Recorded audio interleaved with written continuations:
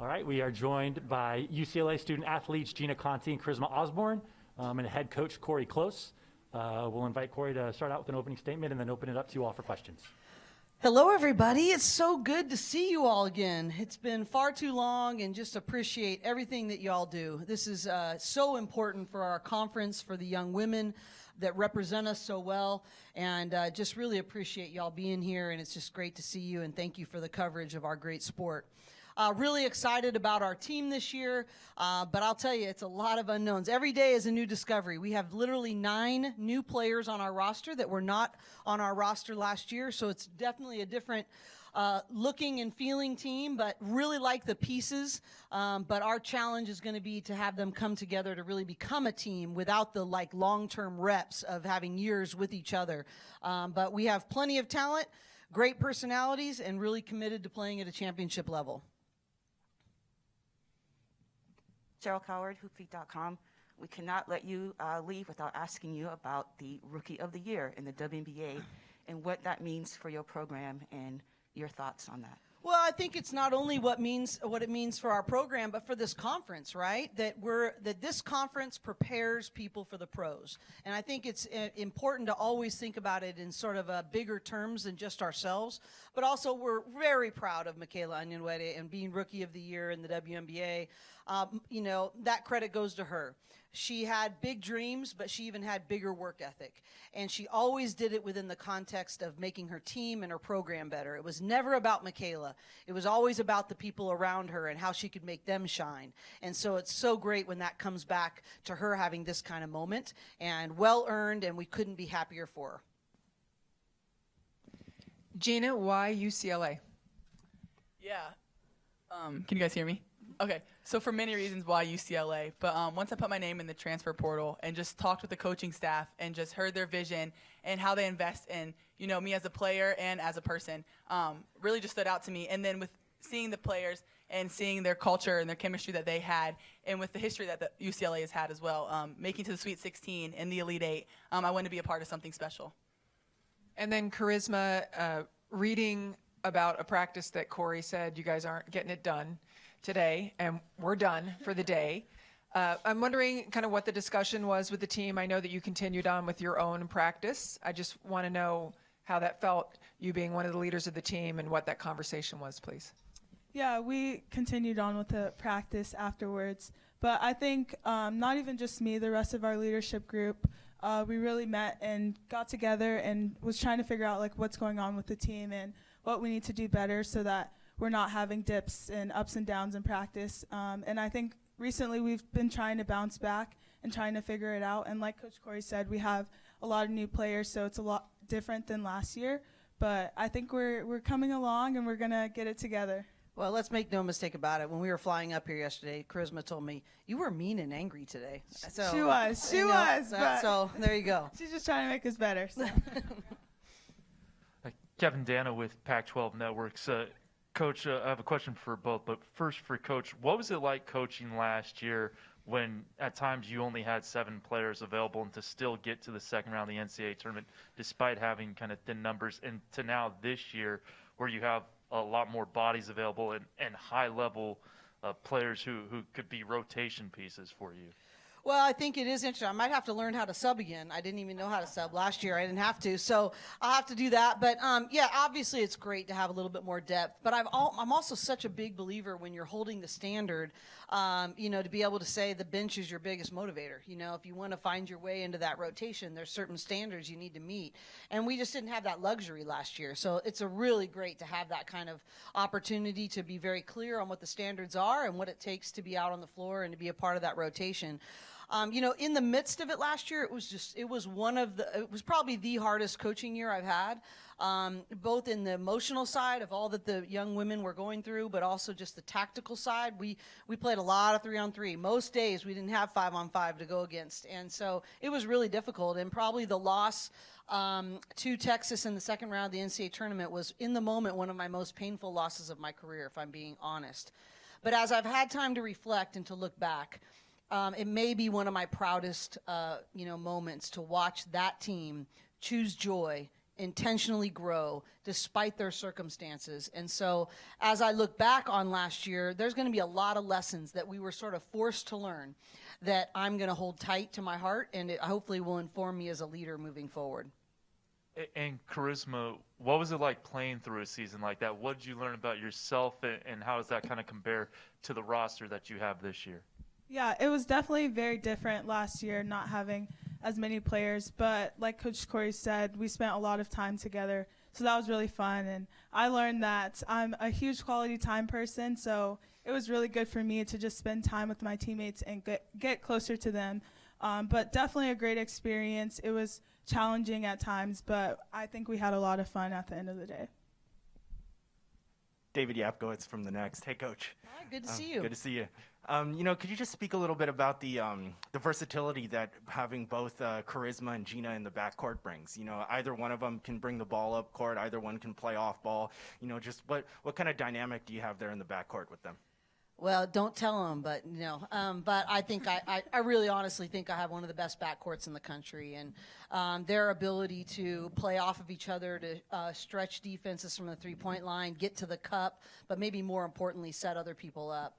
I don't think there's anyone. I don't think I recruited Gina as hard as Charisma recruited Gina. I think that Charisma really wanted that partner in the backcourt so that Charisma could be a little bit more freed up to be the scorer that she is and to maybe think more tactically and less globally in running the team.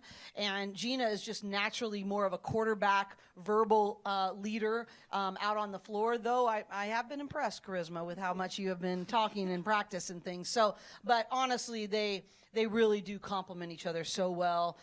They're really good with the ball in their hands, but I've really enjoyed watching them grow without the ball in their hands, how they set and use screens well, how they understand angles, both defensively and offensively. So I feel very, very lucky for these two to be leading our team from the backcourt.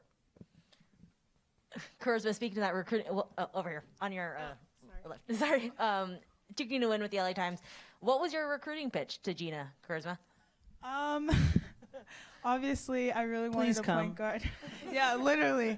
But she really was just asking about UCLA and why I chose UCLA. And she's told me a bunch of times relationships is very important to her. And I think our coaches and the rest of the staff really invest in us as people, and relationships are very important to me. So I really just kind of told her about that, and obviously she said the culture that we have here at UCLA, that was something that she wanted, and that's something that we have here. So Charisma, you're an upperclassman now. You've grown up quite a lot. So what's it like being on this team now? So many new pieces, you kind of being that one experienced, the longest tenured, most experienced player. And for Coach, what's it like watching Charisma grow into this role? Yeah, it's definitely different being an upperclassman, and then we have so many new players on top of that. But honestly, I think this is just helpful for me in my leadership and trying to grow as a leader, and just leading my team and showing them the ropes and using my experience, and just trying to lead my team and get us to where we want to be. It's really neat. Charisma were housemates with Michaela last year. And I think she got a real firsthand look at what does it mean to set the tone, both with your words, but maybe more importantly with your actions. And I think what's been really neat is as Michaela has moved on, to watch Charisma take those lessons that she saw modeled for her in the day-to-day and now really put them into practice. One of the things I would not have guessed is how she's been we've challenged her to be more confrontational with her peers, to really toe the line. And it has been really fun. I almost had to shake my head. We were doing a one-on-one, very competitive drill, and Charisma just stopped it and said, this is not the standard. Coaches shouldn't have to motivate us. We should want this more than they do. And she just sort of set the standard for us. And I sort of just tried not to smile and just was like, Charisma's on her way. Hey, Charisma, I like that. I like what your coach is saying about you. I have to be honest, you're one of my favorites to watch in the conference. Thank you. Yeah. So you're obviously a good recruiter, too. So tell me a little bit about your teammate, Gina, and what you like about her game, and why is she a great teammate for you and a compliment? Yeah, first I'm excited that she's a point guard. She'd run the team. But honestly, it's so fun playing with her. She has lots of energy on and off the court, and just is someone I can rely on always to talk, communicate, do what Coach Cori's asking of us, and give energy and effort. But yeah, she's just a great teammate in general, and like we talk all the time, like we can't wait to play with each other, and we're just gonna kill it. So I'm excited to play with you. And Gina, what do you expect? I mean, you got a great teammate. I mean, charisma is the real deal, as you know. And obviously for your coach to bring you as a grad transfer here, that says something about you. Like, what are your expectations for you personally and for your team this year? Yeah, so my expectations for us as a team is honestly for me just to set my teammates up for success and playing with someone like Charisma, just a great basketball player, great IQ, a great leader, and just a competitor. And I think with everybody amongst my team, we're all just competitive teammates. We want to play for each other and do whatever it is through adversity and just play tough together. So that's what I'm most excited for. And last question, Cori, you were fortunate. You won a gold medal again for USA basketball. How does that experience, and like, what do you bring back to your team in coaching, or what do you bring back to benefit your program at UCLA? Well, they tease me that they hate it when I come back, but they said I'm even more anal than normal about attention to detail. But, you know, one thing I learned from my very first time going to a USA basketball event, it was a U23 team. It was 5 years ago, and they were doing a presentation to the players trying out about what does it mean to put on that USA basketball jersey. And she never once, Carol Callan, who just recently retired, but never once mentioned gold medals, but what she always talked about was gold medal habits.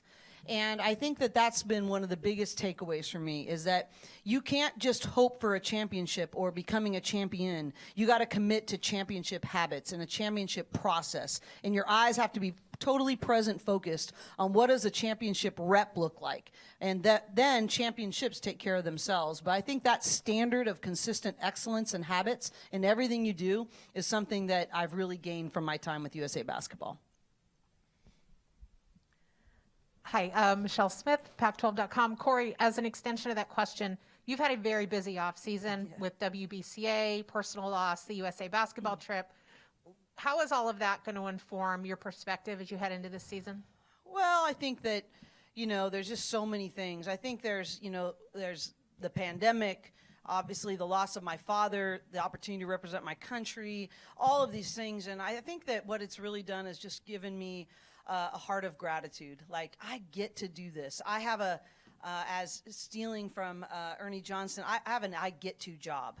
And not an I have to job, but I have an I get to job. And I'm just so fortunate. And I think that all of those experiences, it just makes me, I think, just have a little bit deeper perspective, a little bit more gratitude, and just really more of a valuing of people.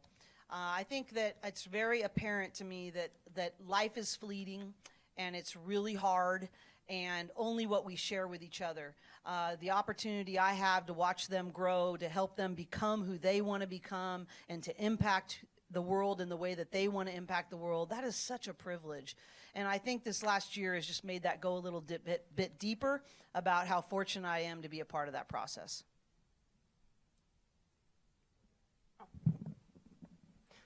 Cindy Brunson, Pac-12 Network's play-by-play voice. Charisma is open for 3. Sorry, I've been dying She's to not say open that. very often. I know. I've Cindy. been dying to say that. No, seriously. Cori, you have your full slate of players, minus Emily Brossard. Sorry to hear about that ACL injury, but you do have your players from down under on the roster. What kind of difference is that going to make for you this season? Well, I think, more than anything, I just think the loyalty and the perseverance that Izzy Anstey showed throughout that entire, pandemic fiasco with getting her visa and being able to come over here has just been huge. From a tactical perspective, it just makes such a difference to have rim protectors. She's a legit 6'4" that has great experience, high basketball IQ. We have depth in the forward spot. I'll tell you who's been a huge surprise that we've been playing at the 4 a lot is Michaela Owens, and she's just been. She was our leading rebounder and scorer in our first scrimmage. She's added a tremendous amount of depth to that position, and of course, losing Emily, that's really imperative. But Izzy's just been a great addition to our program, as well as Imari. Amari Thomas, a Bay Area kid coming back to California. Obviously, she's been going to be a huge piece in terms of how she can score the basketball, but in that forward spot as well. So having depth is a great thing, obviously, but I think really just in terms of just the Aussies and specifically Izzy, I don't take for granted how much perseverance that took. I mean, she was not only not able to come here, everything was shut down in Australia. So she really wasn't able to play the game she loves for almost 18 months. And so just having her be able to get her love of the game back, she's had to sort of work her way back into being who she is and who she will be for us. But really, really thankful for that addition. Yeah, hey, Ben Parker, CardinalSportsReport.com. I saw you guys have UConn on the schedule. Just talk about how excited you guys are for that game, and just giving yourselves such a challenging game in the non-conference, how you feel that's going to prep you for Pac-12 play and beyond. Well, what's great to be able to say is that, UConn, obviously I have tremendous respect for them. They have obviously set the standard for women's basketball and the amount of championships.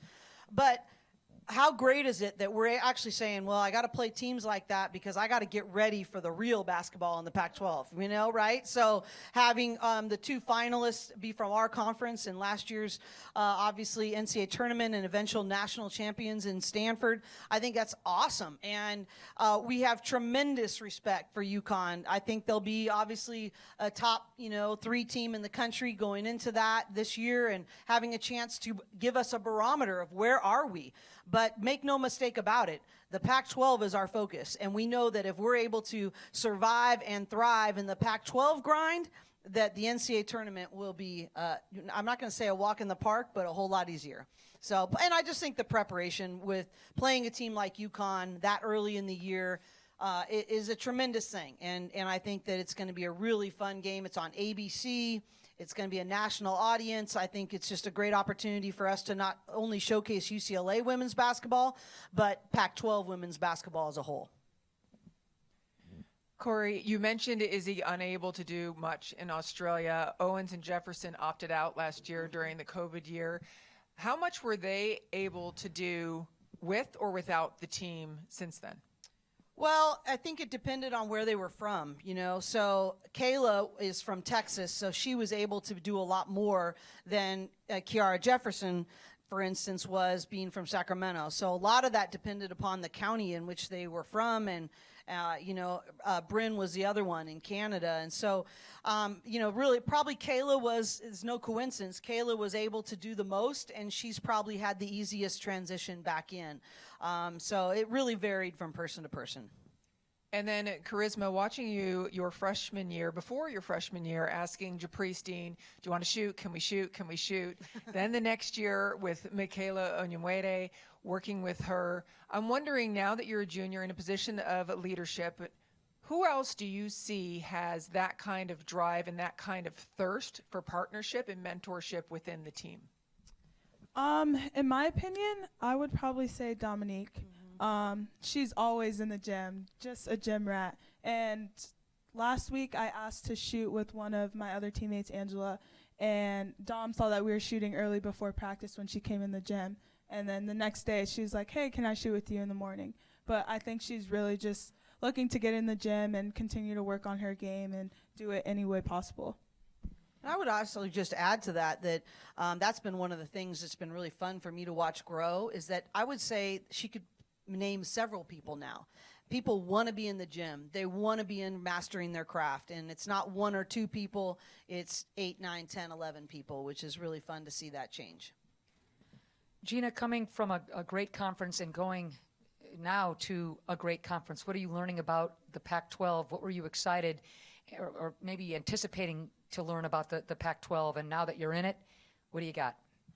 Yeah, so coming from 4 years of undergrad, playing in the ACC, which also is a highly competitive conference, but coming to the Pac-12, seeing 2 teams play and compete in the national championship game just speaks volumes to how great this conference is. So I'm really excited just to, go to the different teams and on the West Coast. I've never been out on the West Coast or played in these arenas. So I'm really excited just for that experience, the venues and the cities around it, just with my teammates, and just excited to represent UCLA. All right, I hate to cut this short, but we are out of time. Gina, Charisma, Cori, thank you so much. And USC will be in shortly. Thank you all so much. We appreciate you, and our conference would not make the ascension it has made without your coverage. So thank you so much for investing in us. Thank you, guys. Thank you.